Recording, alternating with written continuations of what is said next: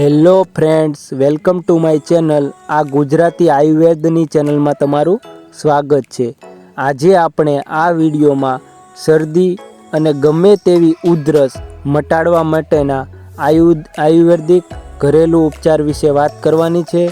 Video આગળ આપણે શરૂ કરતાં પહેલાં મારી તમને ખાસ વિનંતી છે, જો તમે આ વિડીયોમાં નવા હોય તો તમે અમારા વિડીયો ચેનલને સબસ્ક્રાઈબ ન કરી હોય તો તમે હોમ પેજ ઉપર જઈ અને ત્યાં જઈને સબસ્ક્રાઈબ કરી દો અને બાજુમાં આપેલા બેલ આઇકનને દબાવી દો, જેનાથી તમને અમારા બધા નવા વિડીયો સૌથી પહેલાં મળી રહે અને તમને બીજા નવા વિડીયો અમારા રોગ વિશેના જોવા હોય તો ત્યાં જઈ અને તમે જોઈ શકો છો। ચાલો આપણે વિડીયોને આગળ વધારીએ। સામાન્ય રીતે ઉધરસ વિશેની હું વાત કરું તો ઉધરસ સામાન્ય રીતે બે પ્રકારની હોય છે, સૂકી ઉધરસ અને કફવાળી ઉધરસ।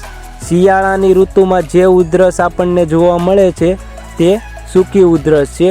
તે સૂકી ઉધરસમાં આપણને અંદરથી આમ કોઈ પણ પ્રકારનો કફ એવું રહેતું નથી અને બહુ ઘણા સમયથી આ સૂકી ઉધરસ વધારે સમય જોવા મળે છે। સૂકી ઉધરસમાં સામાન્ય રીતે ફેફસાથી શરૂ થઈ અને આપણને ગળા સુધી ખારાશ અંદરનું બધું તમને ઓલું જોવા મળે છે અને કફવાળી ઉધરસમાં સામાન્ય રીતે તમને અહીંયા ગળામાં તમને ભરાવો લાગે છે।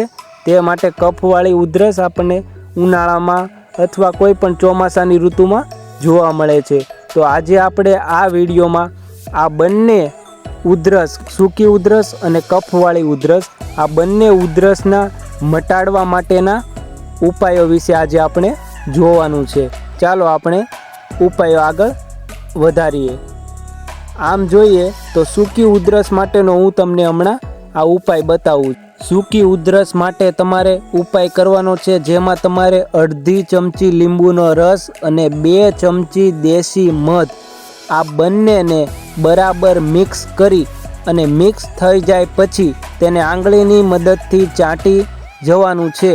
એટલે આ ઉપાય કરવાથી તમારે સૂકી ઉધરસ તમારી 2 જ દિવસમાં ગાયબ થઈ જશે। આ ઉપાય આયુર્વેદમાં સૌથી મહત્ત્વનો ઉપાય માનવામાં આવે છે। હવે પછીનો ઉપાય હું તમને બતાવીશ, તે ઉપાય કફવાળી ઉધરસનો છે।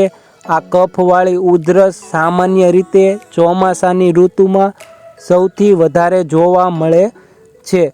ચાલો આપણે કફવાળી ઉધરસ વિશેના મટાડવાનો ઉપાય વિશેની આગળ વાત કરીએ। હવે કફવાળી ઉધરસનો ઉપાય તમારે રાત્રે સૂતી વખતે અડધી ચમચી અજમો ચાવીને ખાઈ જવો અને તેના પછી ઉપર 1 ગ્લાસ ગરમ પાણી પી જવું, જેનાથી તમારી કફવાળી ઉધરસ 1 થી 2 જ દિવસમાં મટી જશે। જો મિત્રો આ વિડીયો પસંદ આવ્યો હોય તો વિડીયોને હમણાં જ એક લાઈક કરો, આગળ શેર કરો અને અમારી ચેનલને તમે સબસ્ક્રાઈબ કરી દો, કારણ કે આ ચેનલમાં હું તમને આયુર્વેદ વિશેના સ્વાસ્થ્યને લગતા વિડીયો બનાવું છું। તો તમારે આ વિડીયો જોવા માટે હમણાં જ ચેનલને સબસ્ક્રાઈબ કરી દો, જેનાથી તમને અમારા બધા નવા વિડીયો સૌથી પહેલાં મળી રહેશે।